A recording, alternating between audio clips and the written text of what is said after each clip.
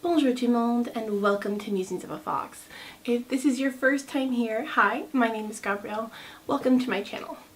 So I'm a little nervous because this video is an introduction to a series that I am planning on making. And that series is all about different facets of body positivity. In all the social media posts I've seen about 2018 New Year's resolutions, a lot of them, I'm happy to say, have been about body positivity or just self-positivity. I'm seeing from all different kinds of brands. I've seen one that said, love yourself first. I myself resolved to be unapologetically honest about how much I love myself, and not in like a narcissistic way. I'm just not going to make posts where I apologize for the way I look, whether it's too glam like today or it's extra, or if I'm kind of disheveled and messy.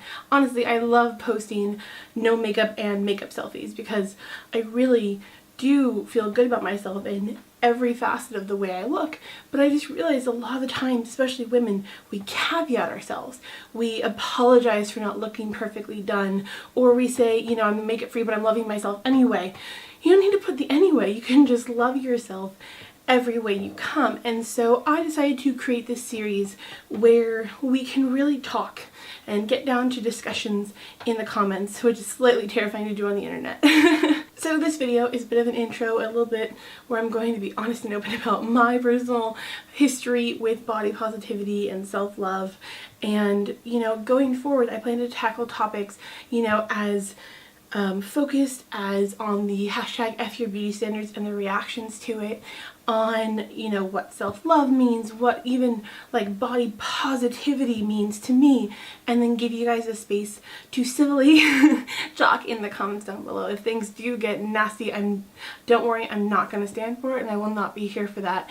If you're not going to foster positive discussion, I'll delete it hopefully before anyone sees any nastiness anywhere, because body positivity should have positivity. My whole point is that it's such an obvious thing we should be doing and having, that if you're angry about body positivity, the problem is with you, and I will not allow nastiness in my comments. So my comments, my space. Yes, I am creating a giant body positive safe space in my comments. Hopefully my whole channel, for those of you who are struggling with body positivity, know that my entire channel is a safe space, because I personally believe that every single body is wonderful and deserving of love and respect. And no matter what shape, size, anything you come in, I love you, I'm here for you, and I'd love to hear your guys' feedback on the topics I discuss. I would also love it if you guys would give me your recommendations of what you'd like to see me discuss and what you'd like to hear about and start a discussion on. This is nerve-wracking. You'd never think it would be so nerve-wracking to just talk about body positivity, but I think it has a lot of different meanings for a lot of different people. I know that, a lot of people feel that body positivity is a reaction to how society has treated larger women, larger people, and, there are those of us, like myself, who believe that body positivity means just that. Positivity about bodies, all bodies. My channel, I know I do plus size fashion, but I do makeup, and I do more social topics, I don't want to say social justice, but, social issues, topics. And my channel is not just for plus size people. It's really for everyone. I'm just a plus size body. So therefore, when I wear fashion, it gets deemed plus sized fashion. But I try and find brands that actually cater to a larger spectrum and are not just plus size only, though I do brands like Torrid, which are expanding, a little bit smaller. They're reaching a market that doesn't really have easy access to clothes. I cover brands like pinup girl clothing that goes from extra small to 4X. I absolutely believe they could still expand, but I think that's a really great start. You know, I do cover Forever 21 from Forever 21 obviously has more standard sizes. They've created a plus size line. Boohoo has a, you know, standard sizes and plus sizes, and they actually have a lot of items that come in both sizes. Like that aviator jacket that I love so much has a standard size and a plus size. So this video is probably going to seem a little bit more rambly than the actual videos I end up producing of the series. This is me just getting my nerves out and, you know, just bringing the idea of this topic to you guys and you letting me know what you want to see and talk about. And so those will be a little bit more of a video essay style, hopefully leading into good discussion. We'll see what happens. But so I thought I'd give a little bit of a background on myself because, you know, open up your own wounds to the internet if you're going to ask others to open up theirs to you. So, you know, I am very fortunate in that I have had an easier journey in body positivity than I feel a lot of people have had. But because of the way I've raised, I've been very aware of the fact that my journey has been different than other people's, and I'm very sensitive and empathetic to journeys that have been a lot harder. I was very fortunate in that my parents, for the most part, never really picked on my body. I was, you know, an average sized kid until puberty hit me, and then puberty hit me hard. It was really intense. 5th grade, I just went from being, you know, a kid with the most amazing metabolism who ate, you know, averagely, and then bam, I was like a size 14 in 5th grade once like puberty hit. Not like that I got my period in 5th grade, but like my body just, hormones started, I started getting boobs, and it was just a hot effing mess. And, you know, I'm very thankful that my parents never gave me crap for it. I come from a family of a spectrum of bodies. I'm not necessarily from a family of larger bodies, I'm not necessarily from a family of smaller bodies. You know, it was when I hit 5th grade that I put on a lot of weight, and that was my first time being targeted and made fun of for being fat. And I was also made fun of for being fat by girls who were like not that much smaller than me, but they were the school bully. So I guess if you like insult someone else for being fat, they don't see the hypocrisy in it. And then there's a really like scrawny tall kid who everyone hated because he was a jerk face. Not just because he was just not a nice person, so of course I became the target because I'm a very sensitive, crying kind of person. So what's more satisfying to a bully than someone who cries when you call them fat? You know, I was a very athletic kid too. I may have been fat, but I played softball. I did a lot of athletic things. That was just my body. I didn't eat more than anyone else I knew. I wasn't, you know, I wasn't the stereotype that we unfortunately give people of why you're fat. We just want to believe that fat people just gorge on crappy food all day. They don't take care of themselves.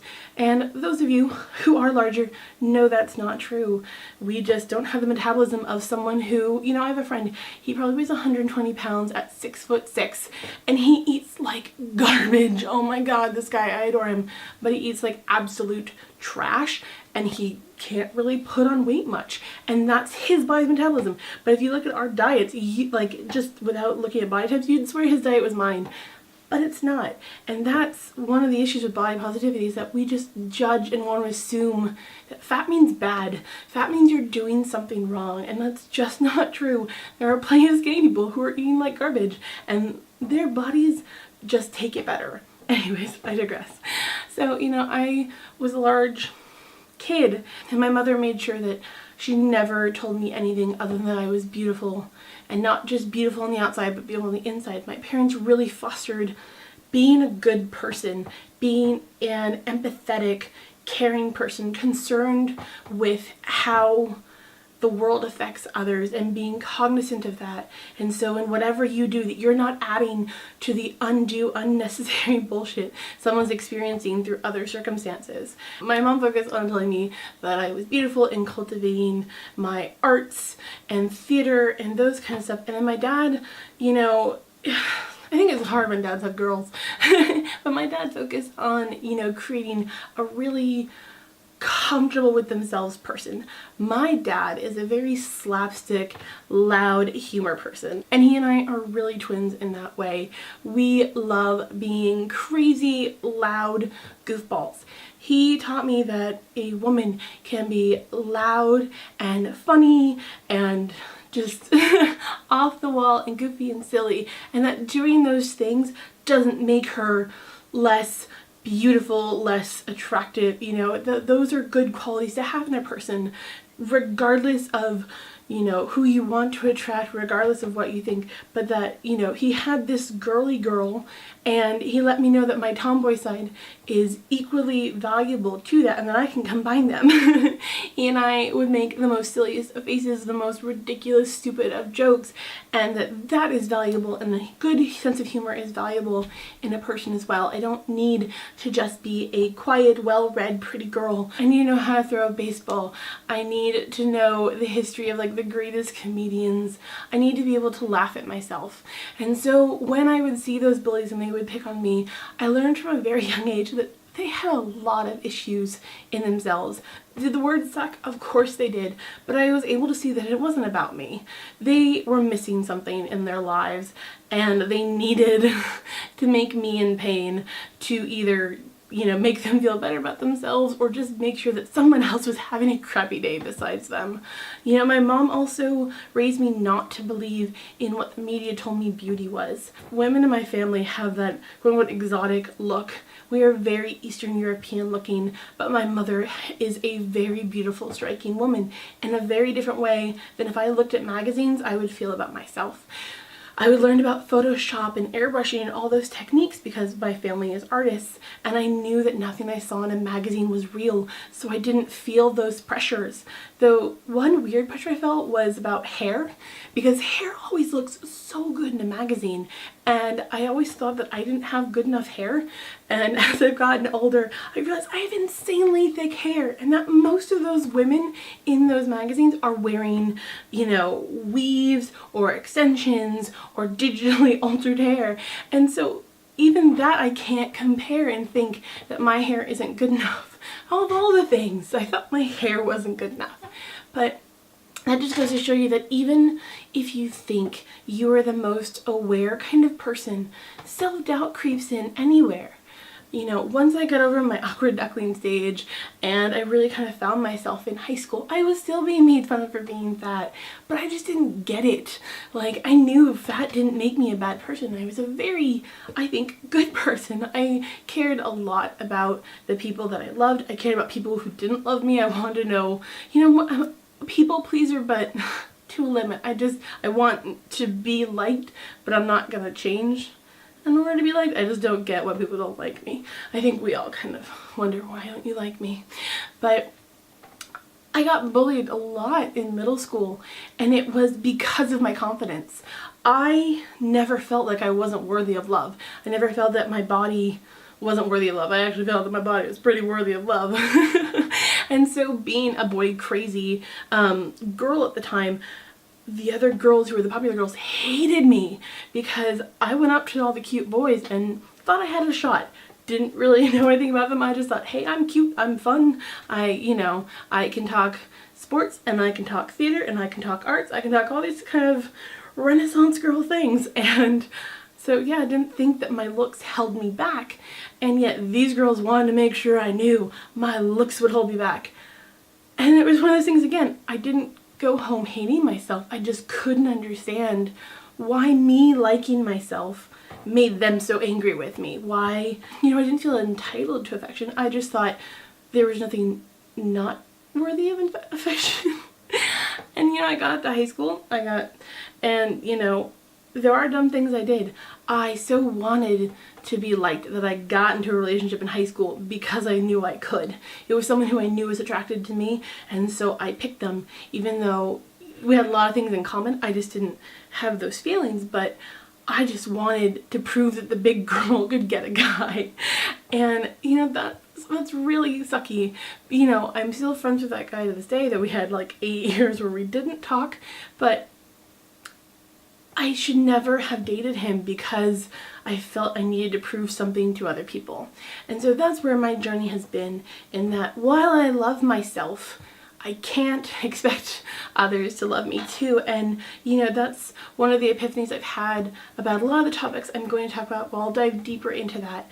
But that is where my journey with my body has come. I actually don't think twice most of the time about what my body type is.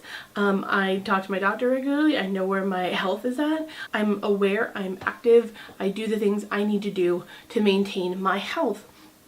But I don't go around hating my body every day. But I am cognizant that there are other people who do not like my body, or who make judgments, who make comments. Like, anyone else get really tired when people tell you that you look like you've lost weight, when one, you know you haven't. Maybe you even put on weight, but you're just dressing differently that day or carrying yourself. And the fact that people just feel that they have the right to tell you that you look like you're losing weight, and that that is supposed to be like the highlight of your day, that you look like you're losing weight, you look like you are approaching their standards better, therefore you should be complimented.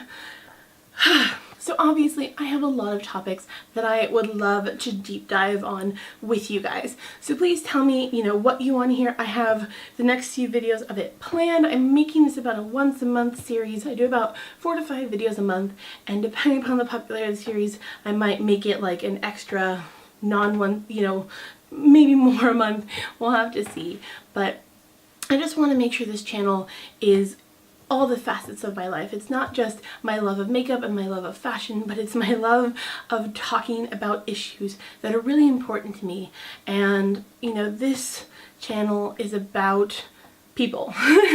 It's about giving people a space to explore themselves with makeup, without makeup, with clothes, with all sorts of different things. And so I'm really excited about this series. I hope you guys are too. If you're not already subscribed, hopefully embarrassing stories about my childhood has intrigued you and you want to know what I'm gonna say next. So please hit that subscribe button. Please let me know in the comments what you guys would like to see me discuss and what you're excited about.